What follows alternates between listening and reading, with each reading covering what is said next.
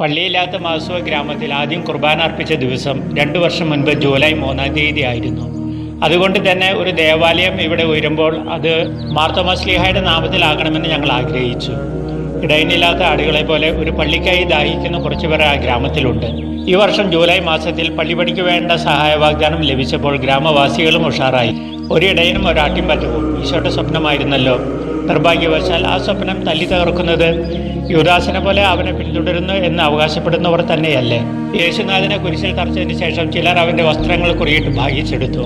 അന്നത്തെ സൈനികരുടെ പിൻഗാമികൾ ഇന്നും ഈ ഭാഗം വയ്ക്കൽ തുടരുന്നുണ്ട്. ഇന്ന് സഭാ ശരീരത്തെ വെട്ടിമുറിച്ച് രസിക്കുന്നവർ സഭയ്ക്ക് അകത്തു നിന്നുള്ളവർ തന്നെയാണ്. ക്രിസ്തുവിൻ്റെ ശരീരമായി അറിയപ്പെടുന്ന തിരുസഭയെ മുറിച്ച് കഷ്ണങ്ങളാക്കുന്ന പ്രക്രിയയ്ക്ക് ആക്കം കൂടുന്നത് 16-ാം നൂറ്റാണ്ടിലാണ്. സഭയെ വെട്ടിമുറിക്കുമ്പോൾ നാം നമ്മെ തന്നെ വെട്ടിമുറിക്കുന്നു.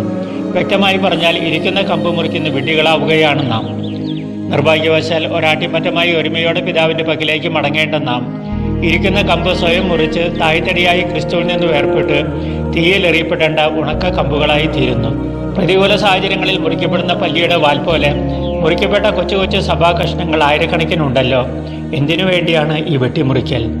ജൂലൈ മാസത്തിലെ 3-ാം ഞായറാഴ്ച ശ്രവിച്ച വിശുദ്ധ പൗലോസ്ലീഹയുടെ വാക്കുകൾ വിശ്വാസത്തിൻ്റെ പേരിൽ പാരമ്പര്യത്തിൻ്റെ പേരിൽ തങ്ങളാണ് വലുത് എന്ന് അവകാശപ്പെടാൻ നാം മലയാളികൾക്കോ ഇവിടെ മലയാസികൾക്കോ അർഹതയില്ലെന്ന് നമ്മളെ ഓർമ്മിപ്പിക്കുന്നു. ദൈവജനമായി കണക്കാക്കപ്പെട്ട ജൂതർ നമ്മളെ വെറും വിജാതീയരായി കണക്കാക്കി തള്ളിയിരുന്നു. എന്നാൽ ഈശോനാഥൻ ഇരു കൂട്ടരെയും ഒന്നിപ്പിക്കുകയും ശത്രുതയുടെ മതിലുകൾ തകർക്കുകയും ചെയ്തു. യഥാർത്ഥത്തിൽ ഈ വെട്ടിമുറിക്കലുകൾക്കും പിളർപ്പുകൾക്കും കാരണം മനുഷ്യൻ്റെ സ്വാർത്ഥതയും പരസ്പര സ്നേഹത്തിൻ്റെ അഭാവവുമാണ്. സ്നേഹത്തിൻ്റെ അഭാവം എന്ന് വെച്ചാൽ ദൈവസാന്നിധ്യത്തിൻ്റെ അഭാവമാണ്. ഈ അഭാവം സഭയിൽ മാത്രമല്ല രാജ്യങ്ങളിലും അയൽക്കാരിലും കുടുംബങ്ങളിലും കലഹിക്കാനും ഭിന്നിക്കുവാനും അവസരമുണ്ടാക്കുന്നു.